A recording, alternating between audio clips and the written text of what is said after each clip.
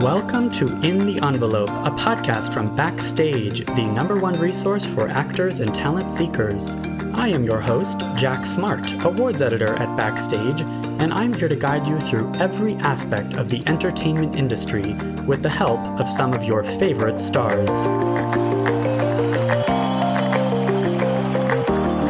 These intimate, inspirational conversations with today's most award-worthy film, television, and theater artists provide you, dear listener, advice on how to live the creative life, personal stories of success and failure alike, and maybe, just maybe, a tantalizing glimpse in the envelope.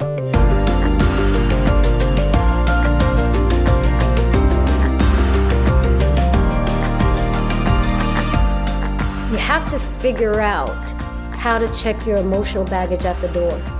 And if you can't check it, you have to figure out how to use it. You know, one or the other, because if you go in there with a chip on your shoulder, no one cares.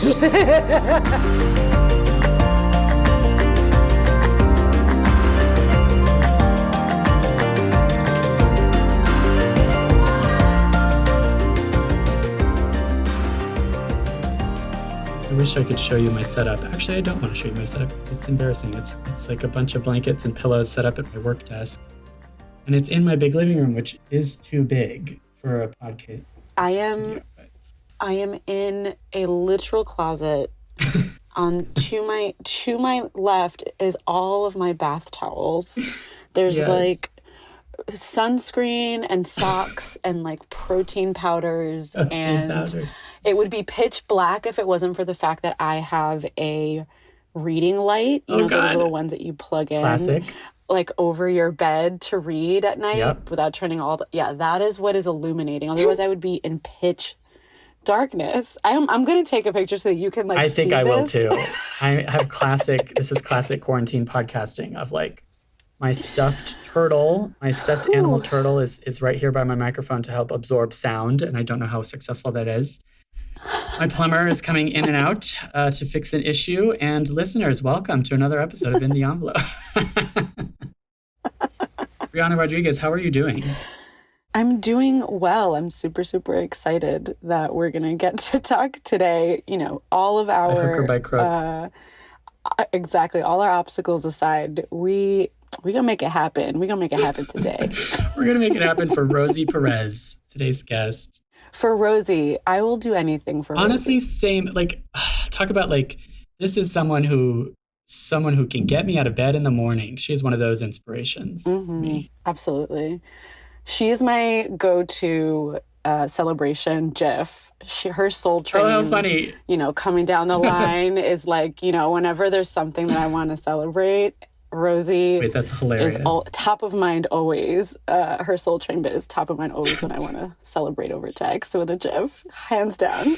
That's amazing, and she would love that. And like, I feel like as you as a native New Yorker, she as a native New Yorker, you can speak to how iconic she is, particularly. Oh my God. In that town.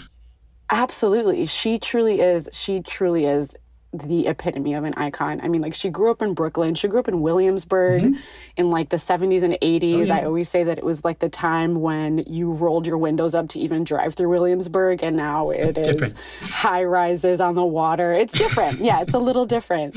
But just like her whole come up and her really sort of sticking it through till now to like an Emmy nomination for her acting, because she had an Emmy nomination for her choreography in Living Color. Like, oh my God. Amazing. Yeah.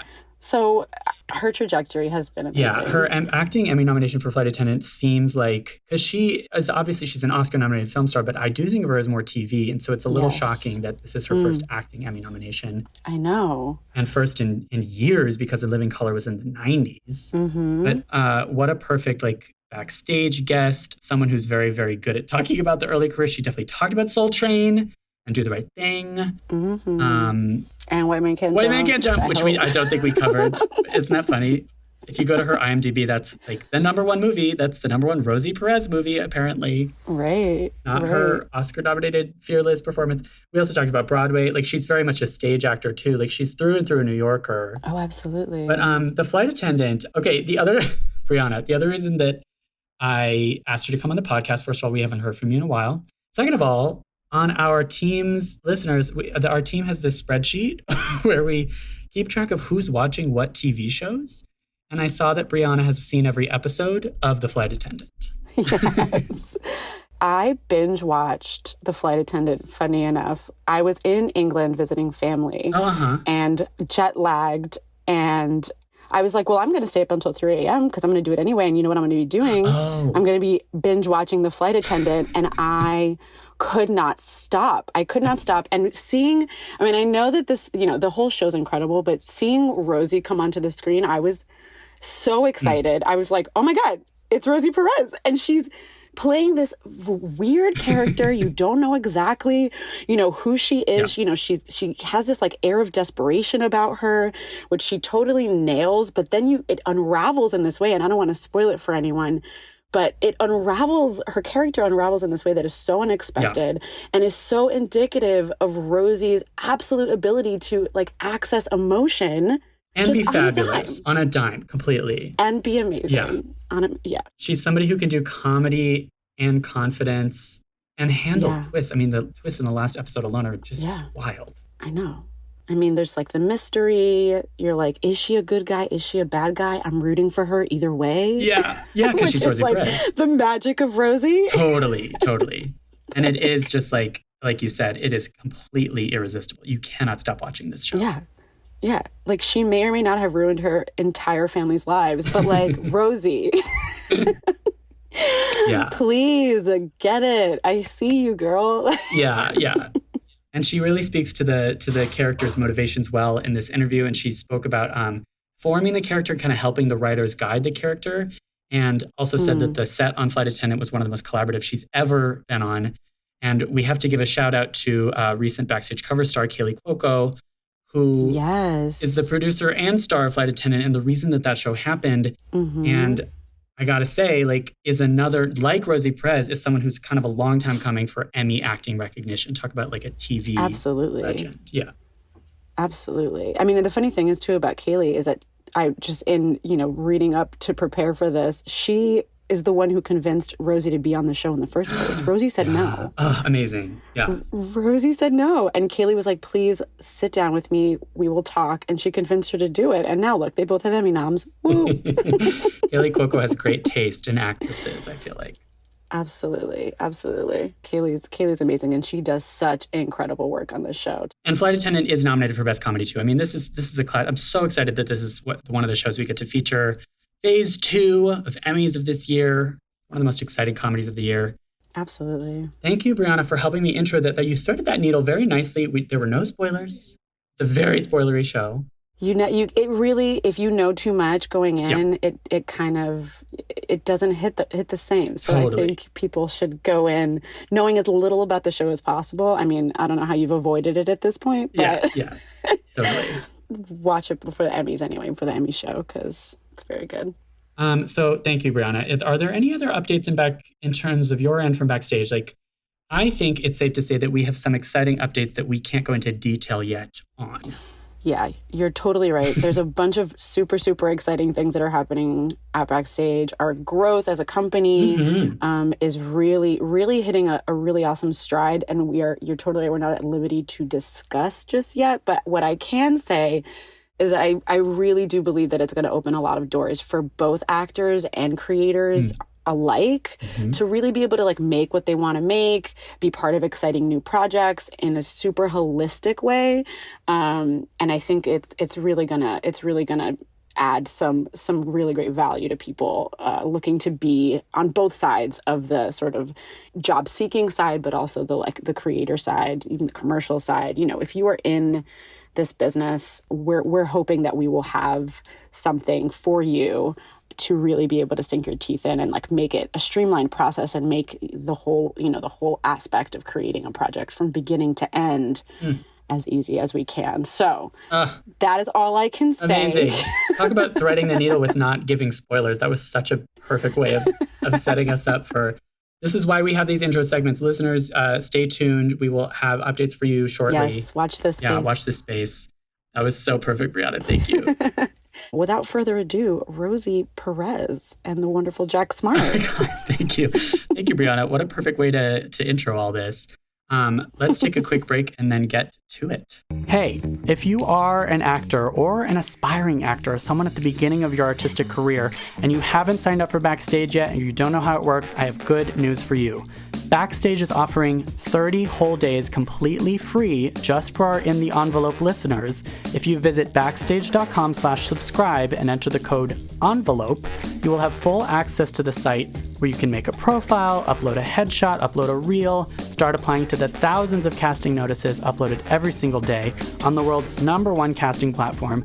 Again, we are giving listeners of this podcast 30 days completely free to try out Backstage. Go to checkout, that's backstage.com/subscribe, and enter the code ENVELOPE. If you want to be in contention for an Emmy or for an Oscar or for a Tony or for a SAG award, do as many of the guests on this podcast have suggested and use Backstage. We are here for you. Again, free 30-day trial, backstage.com/subscribe, enter the code ENVELOPE.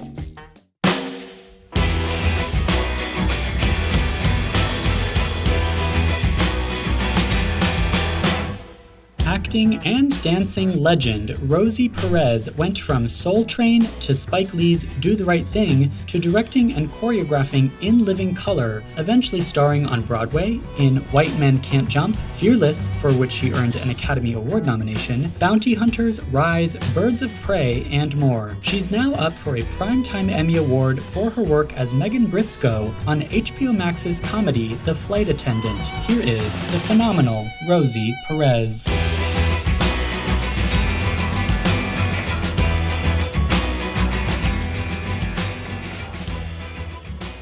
I'm such a fan. I'm so excited to talk to you today. How are you? I'm good. And you? Good. Are you doing like a full day of press? Today, yes. Today's my day off. So, yeah. Yeah. Congratulations on your Emmy nominations. It's so exciting. Thank you very much. It is exciting. It is, right? Yes. Did you know filming this fun, international like comedy, but also murder mystery and corporate espionage show that you would be in talks with the Emmys? No. But my friend, Johnny Lavoie, who's also my hairdresser, he said he only saw the first episode. Yeah. Or did they release first 2 or first 3 episodes or something Sure. like that? And he called me up and he says, "You're going to get nominated." I go, "Oh, shut up." Can you color my hair? And he fell out laughing. He goes, "Okay, wait and see." And so, but I had no idea, not a clue, That's awesome. not a thought. So, And HBO Max, I mean, it's one of the first HBO Max shows, so it's all kind of new. Yeah. yeah. So exciting. And we are Backstage, and we are all about the acting and craft advice. And so I'm so excited to talk to you about your whole career. And I'm sure you have so much advice for fellow performers and all of that. But can I ask like the big question first, which is why acting? How did you get into this? What were the early inspirations that led you here?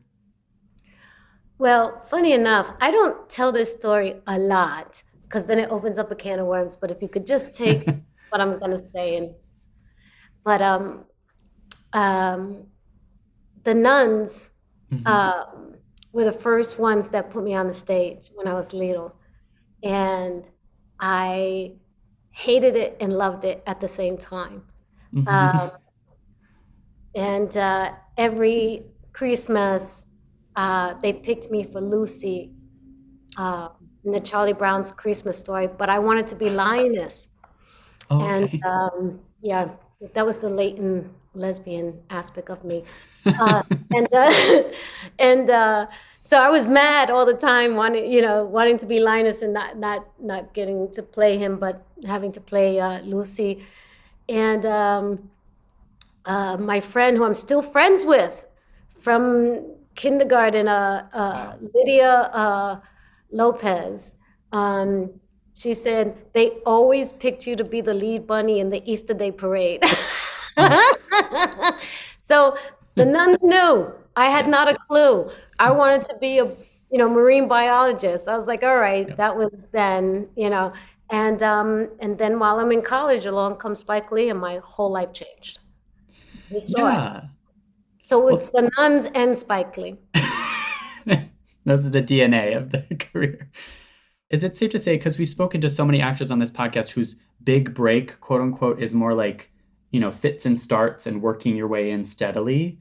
And yours just seems like overnight you met Spike Lee in a nightclub and that's how it all began, right? Yes and no. It was very, very difficult. I did do the right thing, and everybody was telling me, you're set, and nothing happened. Okay. Literally nothing happened. Sure. I didn't have an agent. I didn't have a manager. I had to figure out the business. Someone said, get Backstage. Oh, great. I swear to goodness, and read it through and through. Started asking questions and started taking interviews with agents, and they were tiny small agencies, and they always wanted to put me out for the prostitute, the hoe on the row, all of that. And I said, if I'm the lead hoe, I'll do it. Yeah. Otherwise, I don't want to do it. And they told me I should be grateful. This business is so hard. You have to work your way up. I said, but why do I have to work my way up from there? I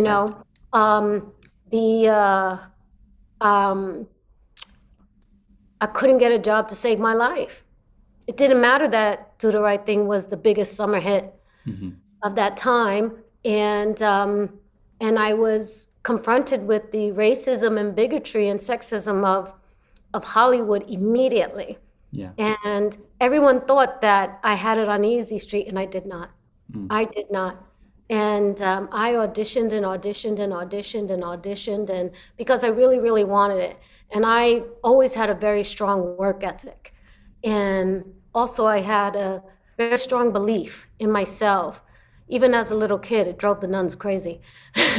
And I just kept pushing, and I got HBO's Criminal Justice, starring Forrest Whitaker, and people. And I remember the agent goes, "Well, it's for a crackhead hoe." I said, "Yeah, but I am the crackhead hoe. It's about me." Okay. And I said, "You don't get it." And I remember that agent asked me to get a nose job and dye my hair blonde, and I would have more access. And I said, "You're fired." Oh my gosh! Yeah. Yeah. Mm-hmm. And wow. Yeah, she denies this story from this day on, and I never say her name because I don't want to be disrespectful and further any type of embarrassment or hurt with her. That's not my agenda. I tell the story because my agenda is to help change the system by saying, this is what happens. This is what we have to confront. Yeah. This is why you see so many white-looking people of color on the screen, because they're telling us those are the only class of people that get jobs. Yeah. And, so I made it even harder for myself. But that was all right because I could wake up in the morning and look myself in the mirror. And plus, I had a brain, so I knew if it didn't work out, I could go back to college and get my degree in science and carry on. Sure. Well, and there was also the dancing. Was the dancing separate from the acting? Like, first of all, how did Soul Train happen? And then eventually in Living Color, which was another sort of big break, right? Mm-hmm. Well, Soul Train hopping, it was after my nighttime lab class in college. Shout out to Professor Mathers, LACC. And we went to a nightclub called Florentine Gardens, me and my girls, Carol Diaz and Tracy and Nia. We were the crew. And a talent scout from Soul Train picked me out and said, I want you to be on Soul Train. I said, what? I come from Brooklyn, New York, you know what I mean? And I was like, I can't believe it. And I said, can my girlfriends come? And he said, what do they look like? I said, they're hot. I said, they're right over there. And I said, if they can't come, I don't want to go. Okay. And he says, you understand what you're saying? I said, yeah. I said, if they can't come, I don't want to go. I said, I got a lot of classes and I might have a job. So, this was not plan A. You already had a plan A. Yeah. I already had my plan A. Yeah. And so he got all my girls, friends in as well. And that wasn't easy because I thought like, oh my gosh, this is like a fantasy. We get to the gate at Fox Studios off of Sunset and Gower, and the security guard goes, where do you think you're going? You can't get in. I said, no, this man, the talent's going. He goes, yeah, and all these other people he invited. So you're going to have to wait and get repicked. I said, what? Oh, no. I was so pissed off. And he comes out and he lets us in right away. And that's how that happened. And then the choreography happened because God rest his soul, Lil Silas Jr., who was the head of A&R for MCA Records, had a act. He brought an act to Soul Train, and he saw me dancing hip hop. And Don Cornelius at the time didn't want anyone dancing hip hop. Oh. He hated it. And so while I was not on the floor, behind the cameras, I was just dancing hip hop, and I was showing this guy Ricky, who I would dance with a lot. He's a great guy, and Lil came over to me and said, "What? That's that New York thing you're doing, right?" I said, "Yeah, I'm from New York." "Really?" I go, "Yeah." He goes, I said, "It's hip hop." I said, and he goes, "Oh no." First he said it was a breakdancing, and I said, "No." And he said, "I have an artist that's going solo. Would you teach it to him?" And I said, "What?" He goes, "Yeah, just create like a routine or something, And he says, "You know how those rappers do it and they have two dancers behind them? I want to do that for an R&B group, R&B artist." And at the time, that was not done. Right. And I said, "I'm not a choreographer." And he says, "I'll pay you $1,600. And I said, "I'll be there Monday." Yeah. How that happened. So, but I still was going to school at the same time. Wow. Okay. And that recording artist was Bobby Brown. Amazing. Yeah. And this is when all those genres started to meld, and of course hip hop was new. You were pioneering hip hop and dance. In Hollywood, I guess. Okay, in Hollywood. Yes, I'll take that. Yeah. Yeah, but no, there were other pioneers, like Cliff Love, Scoob and Scrap. There was a lot of those guys. They're the ones that really kind of started the dance behind a recording artist. Sure. And then just to go back to the Backstage thing, I was going to ask, and you brought it up organically. You used Backstage, or at least you read Backstage. Mm-hmm. What were the kinds of things you were looking for? A job. Uh-huh. Any kind of job? Any kind of job. And while I was looking for it, I remember I was in this deli on Varick, and another person comes up and says, "Hey, you're that girl from Do the Right Thing." I said, "Yeah." And he said, "What are you doing?" I said, "Oh, I'm looking for auditions." And he said, HBO is looking for auditions. You should check it out. I said, "Really?" And he said, "Yeah." And I said, "Where's HBO?" And he just fell out laughing. And I said, "Isn't that in Hollywood?" And he goes, "No, they have an office here in New York." I said, "They do?" But it was another, I don't know who that guy is.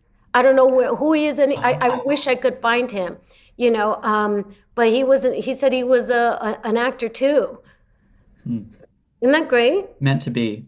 Meant to be. That's amazing. And so is it on the job training in terms of, talk to me about, obviously we like the nitty gritty craft, acting technique. Do you have a process? Do you have things that you do every time for every role, no matter what it is? Yes. I did not know that I had a technique. I did not know that I had a certain craft. I just thought, okay, they say I know how to act, and I know how to act. That was it. And it wasn't until I met Peter Weir. Mm-hmm.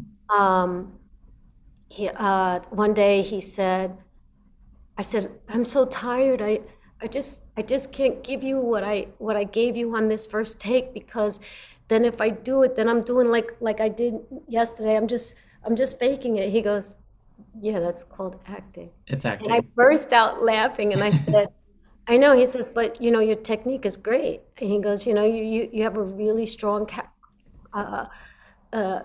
work ethic and craft." And I went, "What are you talking about?" I'm making it up. Yeah. And then he says, "You work so hard." You know your lines and you know everybody else's lines. You know every stage direction. You go, no, no, no. In the script it says this, and I have to tell you, well, I want to change that.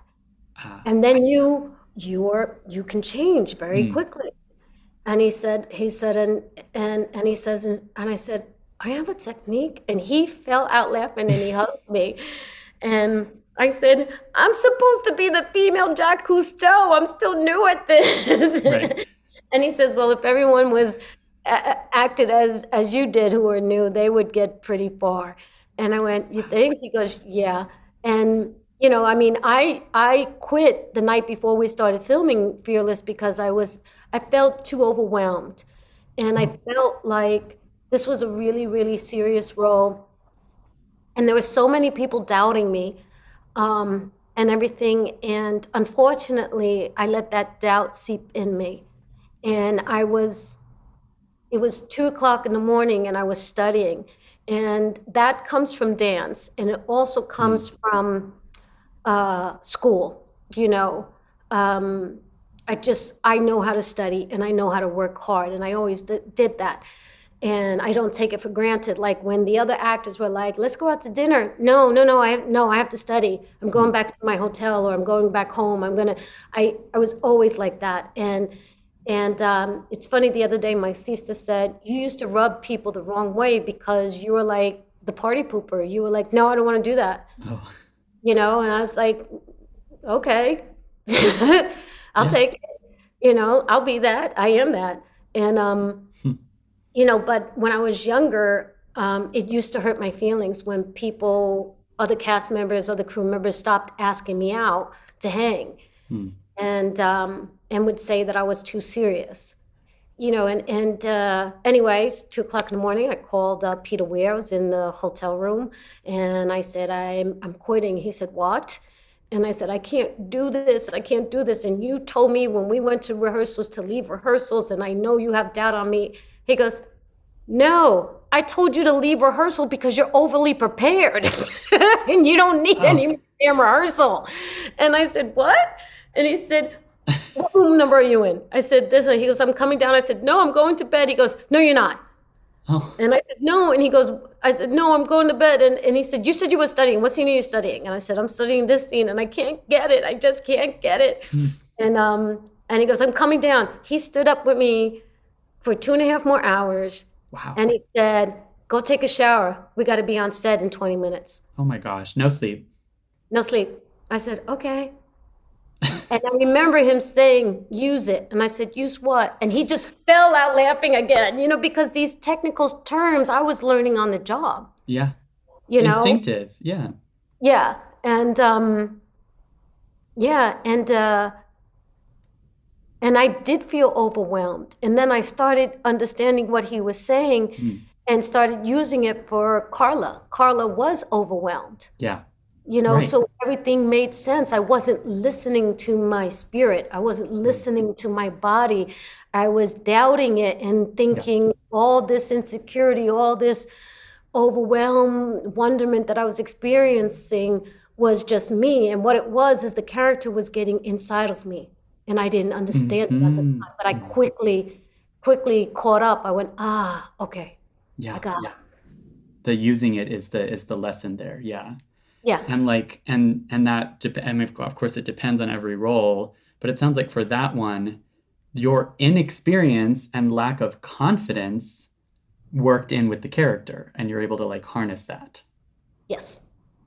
So sometimes inexperience is a good thing, right? Like, I think this is something that early career actors need to hear is like, if you're having doubts, but you're working really hard, the hard work is going to win out over the doubts. Yes. Yes.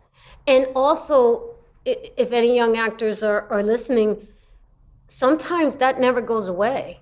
Right. You know, right. Every new job I have, I'm wondering how am I going to pull it off? You know, and then with the preparation, you know, it's just like my dance career, prep, you know, routines, you study a routine and again. So by the time I go on set, I know what I want to do. I just don't know exactly how I'm going to do it. And that's okay. Mm-hmm.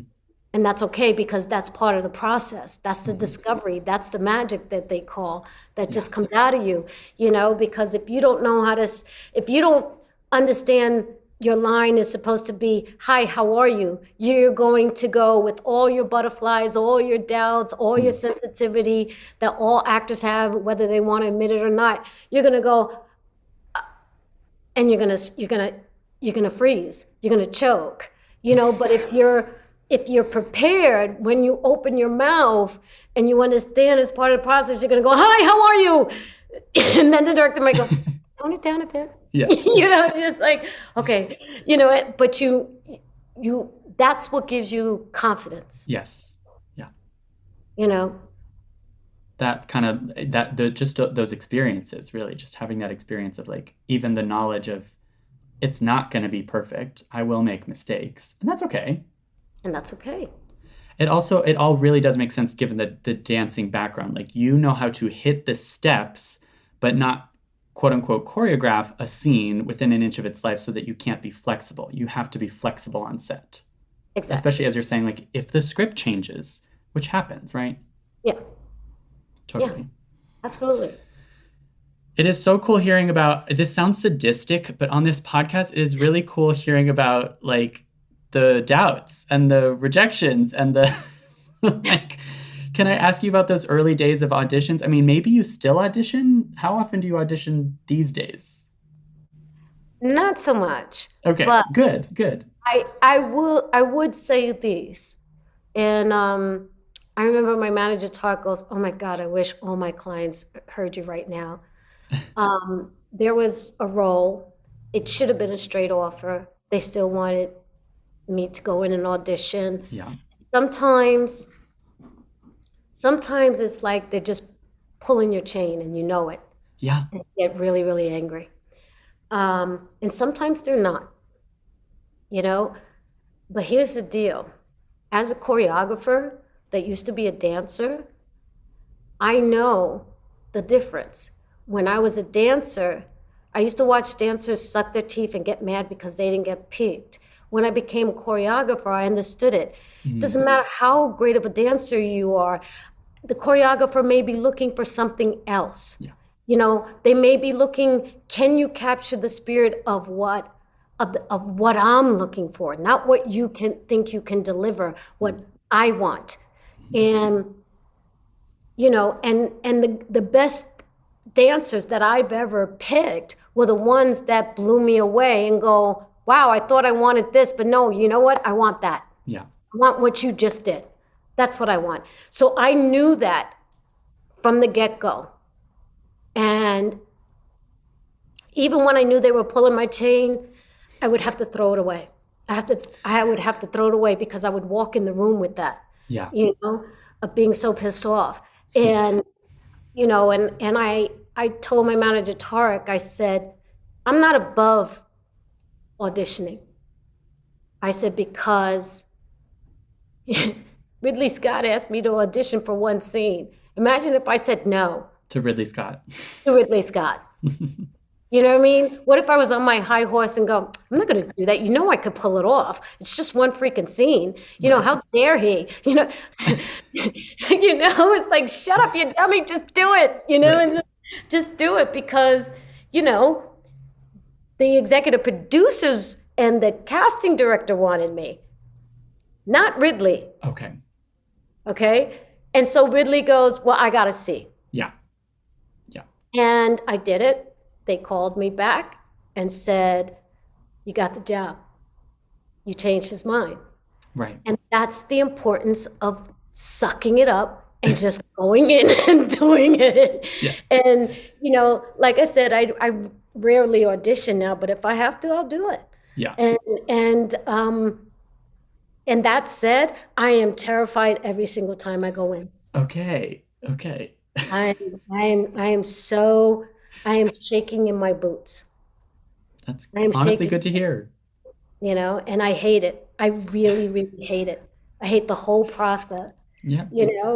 And but you have to figure out how to check your emotional baggage at the door. And if you can't check it, you have to figure out how to use it. Use it. Okay, cool. One or the other, because if you go in there with a chip on your shoulder, no one cares. And also, they don't want to work with someone who's annoying and has a chip on their shoulder. Totally. And so, you just have to really just do it. And more importantly, go in prepared. And people go, oh, well, sometimes it's a cold reading. Well, then get there early and get the sides, go into the bathroom or the parking lot, wherever you need to go, and practice. Bring a friend so you can read the lines off of. Practice, and practice. Yeah. So that when you finally walk into the quote unquote counter call, you're going to be all right. Yeah. You know what I mean? It won't be a cold reading. Yeah. They'll think that, but, and don't put the paper down. Don't try to impress them with the fact that you know the lines, and don't do that. It's BS. You know what I mean? Use it. You don't have to sit there and read off the lines per se, but just have it there because it is like a security. Like, if you stumble, you can just kind of glance and then still stay connected with whomever you're doing the scene with. Yeah. So. That's great advice. And I was going to ask, like, is the huge amount of preparation that you do for every role, does that also apply to auditions? And you're saying, even if it's a cold read and you don't know anything about it, prepare as much as you can. Yes, you can. Right. That's that dancer in you again. Exactly. Because you go in there and you don't know what they're asking you to dance. You go in there and you stand on a line with everybody else who looks better than you, who's taller than you, who's prettier than you, got, no cellulite. And, you're just going, oh my God. And then they go, all right, this is the routine, 5, 6, 7, 8. And they only give you maybe like a half hour. That's it. Yeah. It's trial by fire. Yeah. And you better be serious. Yeah. You better be in shape because you're going to get tired. And that too. And so, you have to, and like some people who, I've seen actors go out to dinner. I go, don't you have an audition in the morning? Yeah, but, I needed to chill out. I go, And I can smell the weed on them. They're drinking wine, and I'm going, oh my God, they're not going to get the job. Right. They're not going to get the job, because it's like you think casting directors are stupid. They could detect a hangover in a hot minute. Oh yeah. You know what I mean? And it's just in that way I'm annoying, like my sister says, because that pisses me off. That just makes me so angry, because when I was a choreographer and I would say, to my boss, look at this dancer. I want you to see him or her. They are so fabulous. And then they come in and they're sloppy and they're slow. Yeah. And I'm just like, you blew it. Why did you do that? And affected like there's more than actors and dancers for that matter need to realize that while it is technically about them because it's their audition, there's also their actions affect multiple people. It's about more than them. And why do anything then be completely prepared? Because anything less is shooting yourself in the foot, is what you're saying. Exactly. And also, like, I've auditioned for Avi Kaufman several times. Yes. Never got a job. Okay. Until Ridley Scott. Okay. Ridley Scott. And that's another thing, is that some actors take it personally, the rejection. Oh, they just don't like me. Well, if they keep calling you back, they must. They're just waiting for the right fit. Yeah. That means they believe in you. Mm-hmm. So it's like when you get rejected, or sometimes you're not going to get it, even before you leave the room. The actors know exactly what I'm talking about, I mean, act professionally, man. Shake everybody's hand and say thank you. Yeah. Thank you very much. Thank you very much. And there's times where I've said, "Oh my God, that was horrible. I'm so sorry." And I remember casting directors go, "Remember that time you came in for me and you bombed? You bombed. That you sucked." I went, "Yeah, that was called The Matrix. I remember that audition. I was horrible. I was horrible. Oh, I was horrible." And we just have a good laugh, and it's like, you never know. Yeah. You never know. They may call you back. Yeah. I mean, even, that was that was when I didn't have a grip on learning how to be composed in all of my nervousness. In the nervousness. Okay. In the nervousness. I'm not trying to do away with the nervousness, not trying to push the nervousness down, but finding the champion spirit within those butterflies. Yeah. And again, like use it or lose it, kind of. And it's been said on this podcast before that you're not just auditioning for this role, like you just said, you're auditioning for a role down the line. And I love that role down the line might be something huge, like a Ridley Scott film. Yeah. You really earned that, because that's so funny you mentioned Avi Kaufman, because we're going to feature her on the podcast very soon. We're going to interview her next. Oh, really? Tell her say hello. I love her. I think you should let her know. I think that she's the most honest, unpretentious, super badass casting directors that I've ever encountered. Very cool. She's amongst my top 3 casting directors. You That's know, cool. Yeah. I mean, even with the Ridley, she came in the room. She goes, "You ready?" I said, "I have a question." She goes, "What is it?" And then I tell her, she goes, "It's that." And I go, "Got it." And then she goes in and she finishes with the other person. She comes back out and she goes, "Are you? Oh, you're so ready. Let's go." Like she, and Oh, yeah. that, just her saying that gave me so much confidence. Cool. And so it's like that. It's she's amazing. Smart And it lady. helps to be charming. Can you, we always ask for worst audition horror story, and you just mentioned The Matrix. Is it The Matrix? Yeah, that's my one. What happened? Can I don't ask? actually remember. It's just like the hugest brain fart that ever happened to me in my career. I blanked out. I don't even know what I said. And all I remember was the 2 brothers looking at me like, is she mentally insane? Because that's how, I don't remember what I said. I don't remember what I said. I don't remember what I did. And I just, that out-of-body experience when you're watching yourself mess up. Yeah. You know what I mean? And I didn't know that you have to tell that other you, get back in your body. You know what I mean? I didn't know that, and so I'm having a conversation with myself while I'm auditioning, telling myself, "Oh my God, I'm out of my body. Oh my God, are they all watching me? Oh my God." I didn't understand, and totally blew it. And I knew it, and I just burst out laughing. I burst out laughing, shook everybody's hand, laughing and going, "I'm so sorry. I'm so sorry. I'm so sorry. Nice to meet you guys. It's amazing. This is going to be a big freaking hit, and I'm not going to be in it." And they couldn't stop laughing. And so it's just because it happens. It happens, and it's all right. Happens. And then even when you get an offer, sometimes you get an offer that's conditional. Okay. You'll get an offer, right? But they want to talk to you. Yeah. They want to know what your take on the character is. Oh. Right? But to me, what it really is, they want to feel you out. They want to know if this working partnership that they're offering you is going to gel. You're Right. sort of still auditioning, kind of? It's sort of still auditioning. It's a meeting. Sometimes it's over the phone. Now it's over Zoom. Sometimes it's in office. Sometimes it's at a lunch or a dinner, and you just don't know. Yeah. And so always be on your game. Always act professionally.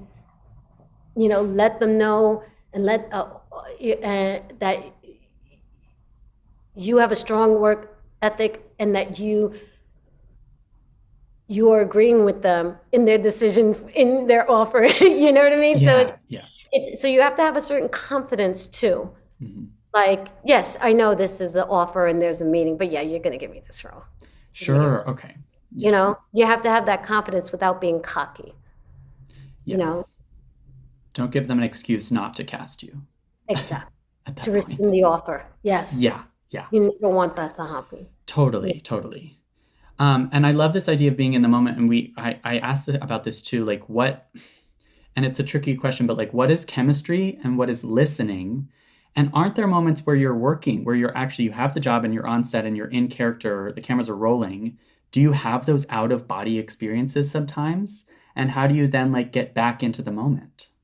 If those out of body experiences is happening, if I know for sure that it's going to be a bad take and I just can't continue, I say, can we stop? Can we cut? I'm sorry. Okay.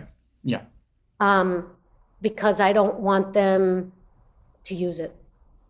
Yeah. You know, if I know it's not fair to me, it's not fair to them, and it's not fair to my scene partner.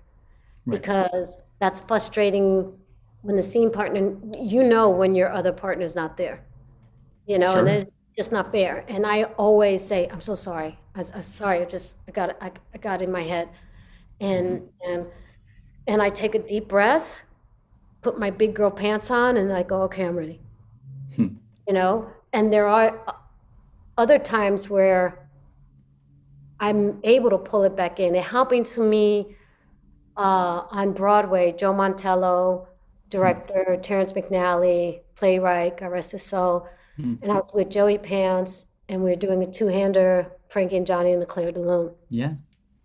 And my relatives came to see me, and I was naked on stage. Yeah. Even for 5 minutes. And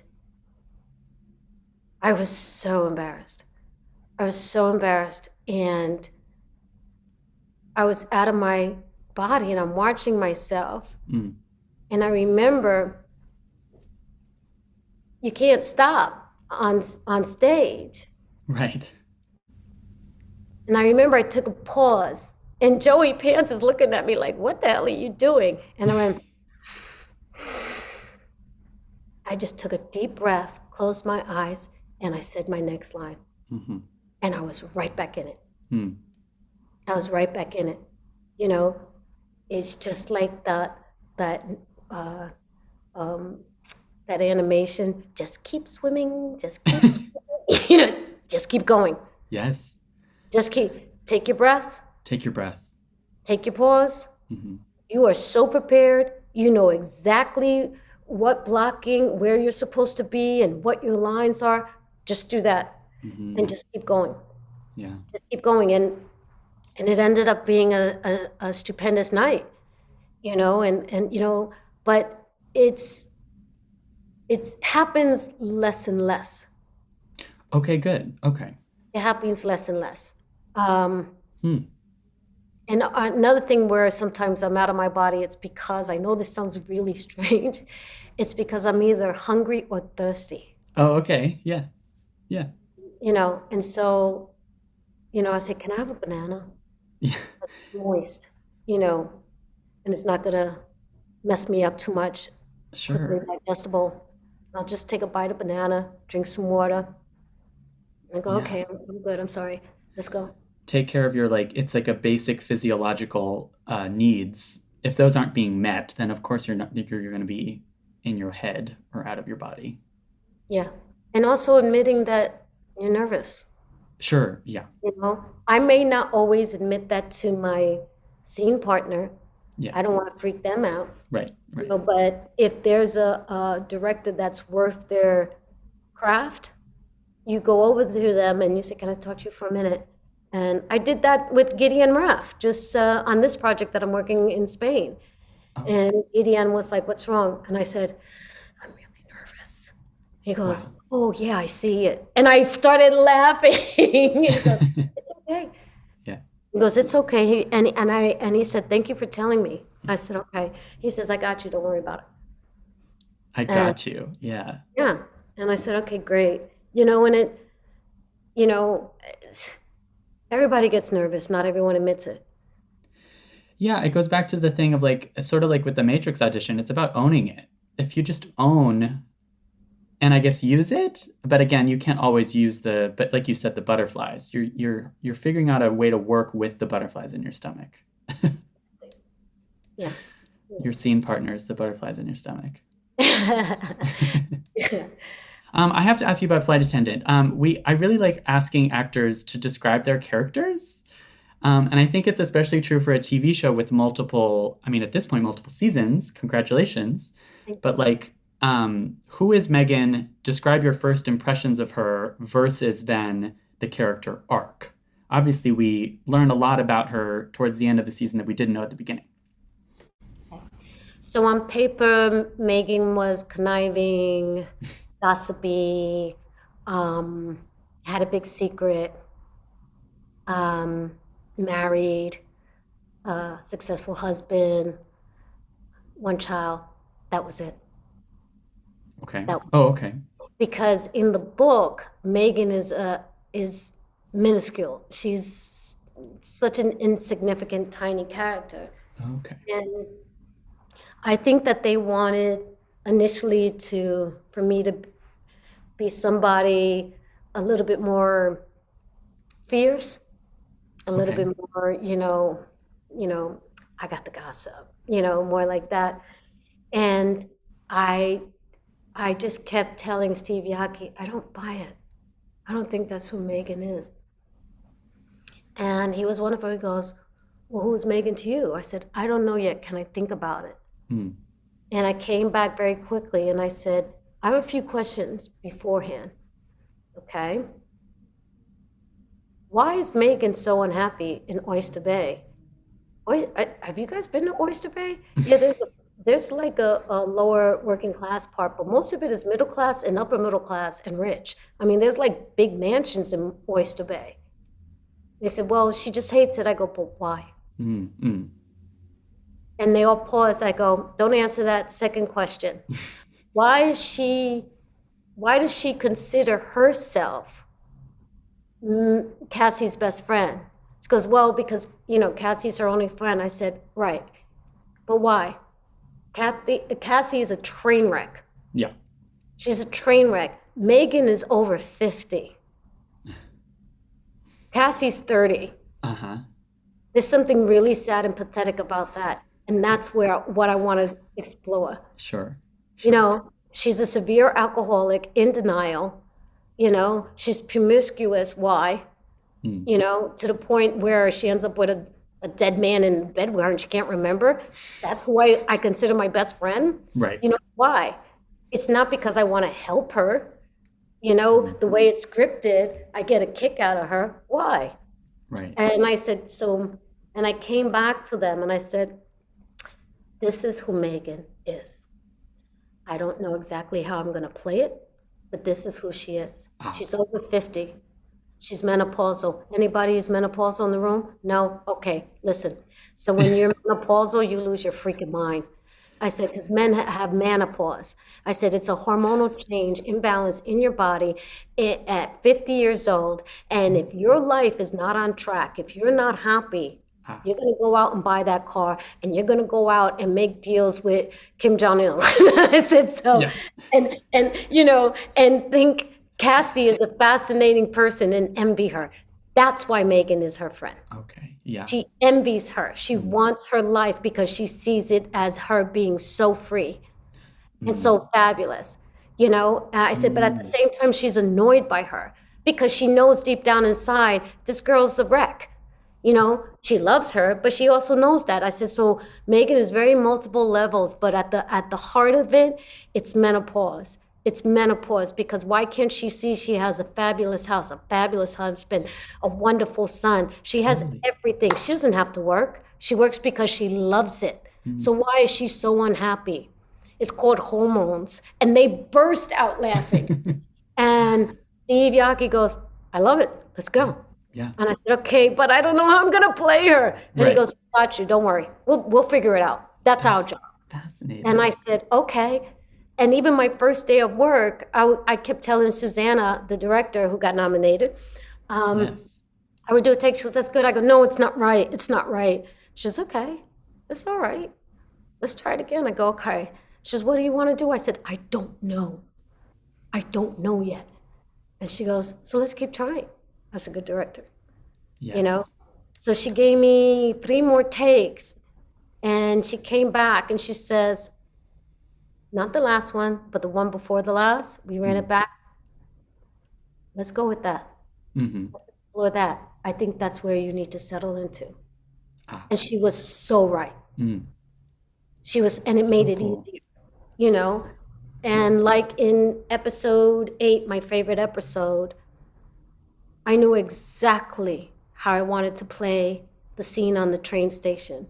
I didn't know exactly how I was going to do it, but I knew exactly the feel, the intention, everything, the mood, everything. I knew exactly. And I remember the director came over, it was a different director, and I just put my hand out very non-threatening, like I said, please just give me some space. I know what I'm doing, please. Just give me the first 2 takes, and then you could come in, please. And she went, okay. And one of the producers comes over to the director, and she goes, just leave her alone. And I went, thank you. Got on that train station, hit my mark, delivered it. They said, cut. They run over. That was amazing. I said, oh, thank you. Are you going to go in for coverage now? They go, no, here's the thing. That was technically wrong. I went, oh my God. You know, like, oh my God. And, you know, so I had to regroup very, very quickly. Yeah. You know, and then the second take ended up being better, you know, because I was a little bit more settled in, you know, and stuff like that. But it's because I did the work. I created a backstory for her. I created a whole world for her. So that world just slowly crept into me day by day by day as the process was going on. And Susanna was right there with me, watching and guiding me. And then the writers were right there with me too. They wait till you see what we're gonna write for making now. And so, you know, so it was one of the most creative processes I've had in a very long time.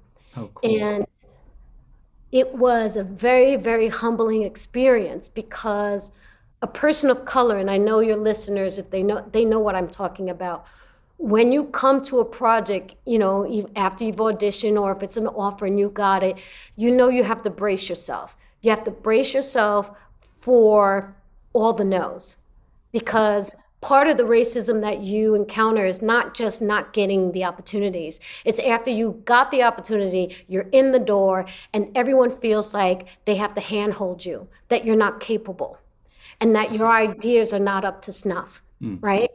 And or they want to pigeonhole you into a previous performance. Yeah.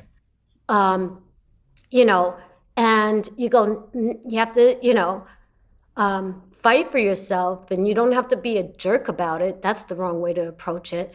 You know, you just go, this is how I see the character. This is what I need. This is how I see how she's dressed, because clothes to me help me settle into the character. Once I put on the wardrobe, that's, I'm flying. And that's when I'm starting to take off the tarmac. Cool.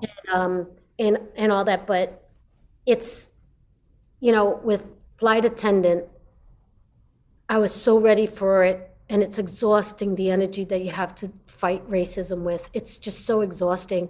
And so I was like, when I approached him, I go, I don't agree with your take on Megan. Okay, what? What do you mean, okay? Okay, tell us what you think.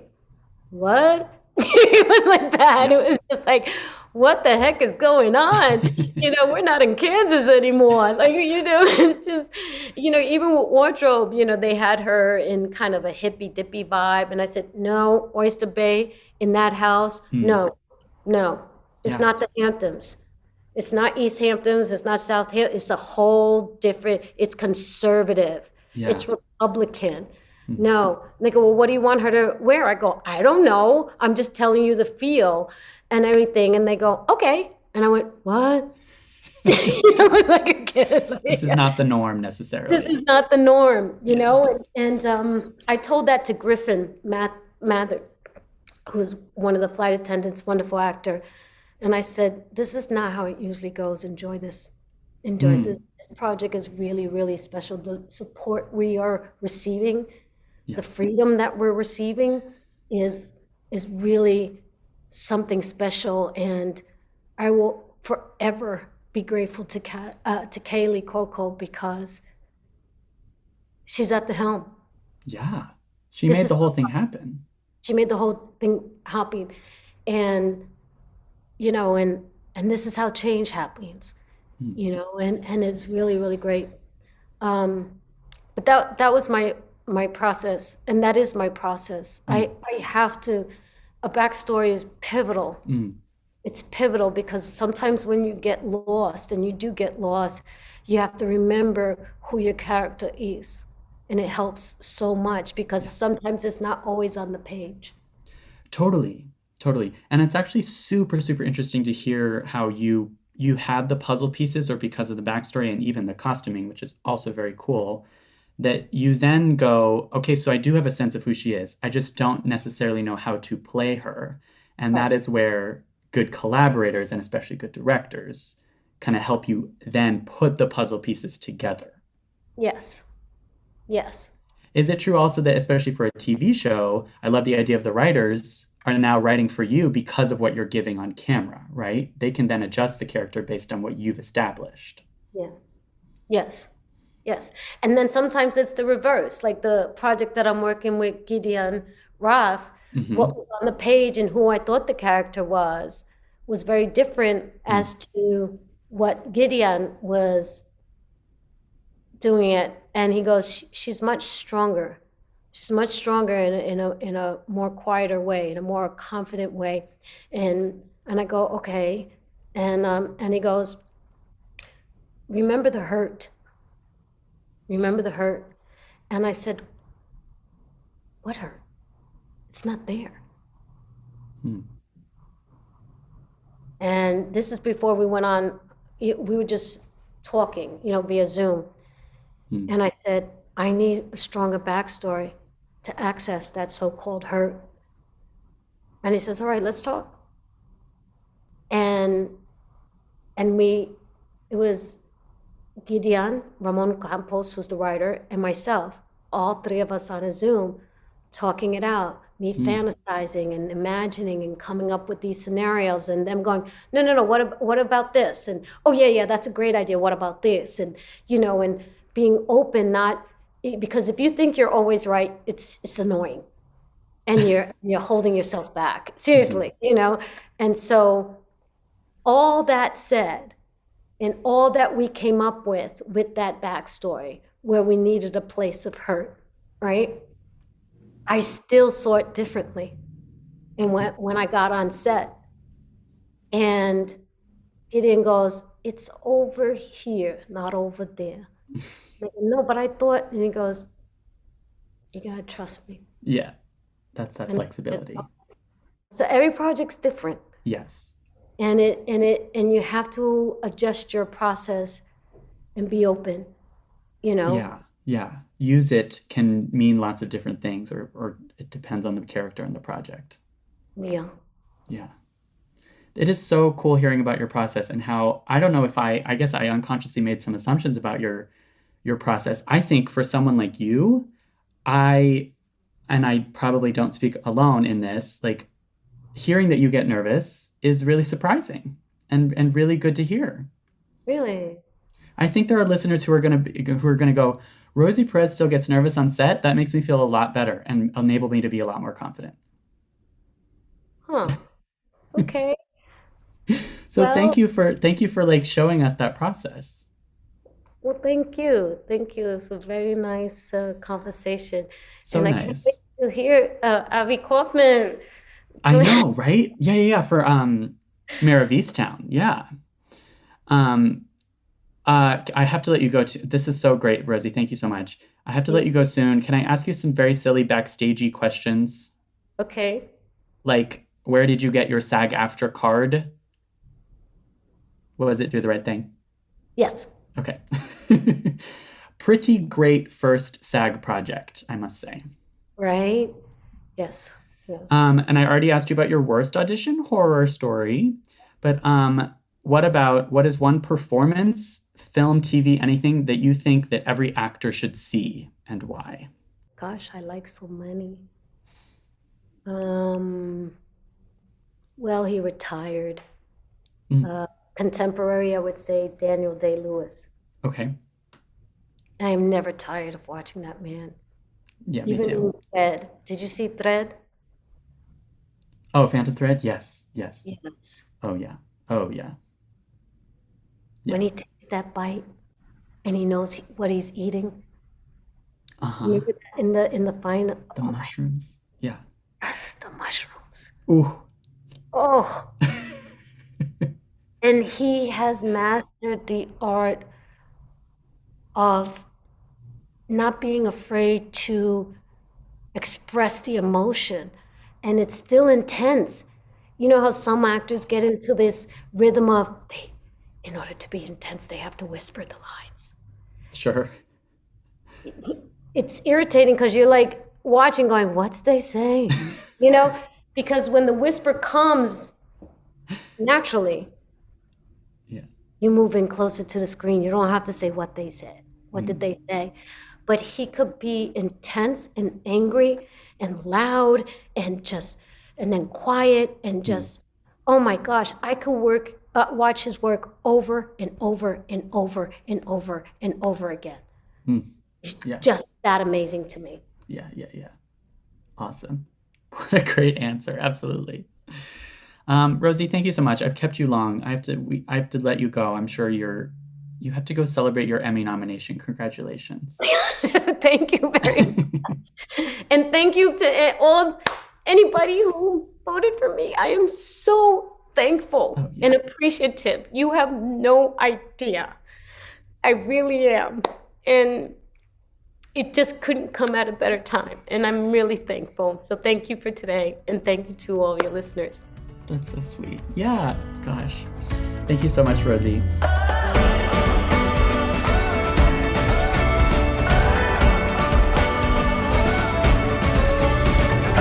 And now it's time to hear from Christine McKenna-Tirella, our Backstage casting insider. I will let her take it away. Hi, folks. Christine McKenna-Tirella here. Rosie Perez is such an endearing, open, fabulous, warm actor. I adored this interview and how generous she was with the highlights and lowlights of auditions and more. Also, Rosie and I have something in common. We both read Backstage, the magazine, from front to back. And I love that she gave us that shout out about her as a working actor always turning to Backstage. I know when I was an actor, I had the tendency to turn directly to the casting call section, but there is so much quality content that will help you on your road to booking more acting jobs and feeling more connected to your dream career. Here are some of my favorites. So there's Backstage 5, which profiles a successful working actor with 5 questions about their careers. There's Green Room, that whole section called the Green Room. That's an industry column. We tackle something about the industry that's topical each month. There is Secret Agent Man, which you know I love. Basically, I just love this column. I've read it for years. It's an agent who has written this column anonymously for years, and as a consequence, he, she, or they are very candid in their advice on how actors should work with agents and managers. If you know who Secret Agent Man is, or you yourself are in fact Secret Agent Man, please contact me. I want to give a shout out to my fellow Casting Society of America, Marcy Learoff. She has Note from a CD, takes on different topics in casting each week. Always so knowledgeable, always really great for actors to read about a casting director's perspective. And that isn't all. We feature different experts and amazing articles each magazine. Also, if you are a digital subscriber, you get an amazing Real magazine edition in your inbox. I highly recommend reading our articles that way. It's so cool to digitally turn the pages of the magazine. If you aren't a big reader, subscribe to our YouTube channel. We literally have thousands of hours of experts giving advice on all types of topics, as well as our world-class celebrity interviews. We've hundreds of casting calls for every type of actor in every region on this site. You know that, but here are 2 that caught my eye this week. Spark Media is casting an in-state Florida tourism campaign seeking talent and real couples for several individual one-day shoots in either Jacksonville or Central Florida area. It's paying $2,000 per shoot, so if you are local to the Florida area, check that out. Also in the UK, there is a nationwide Hyundai commercial casting. They will be shooting in Dubai, which sounds very exciting to me. They're paying £9,000. You must have a valid passport to travel to Jordan at the start through the mid of September. It's a max of 7 days shoot out in the desert. It sounds really cool. Check that one out if you're in the UK. And as always, we have hundreds of casting calls for every type of actor in every region on the site. So head over to Backstage.com to check those out. That's all from me for now. Break a leg in your upcoming auditions and have a beautiful week.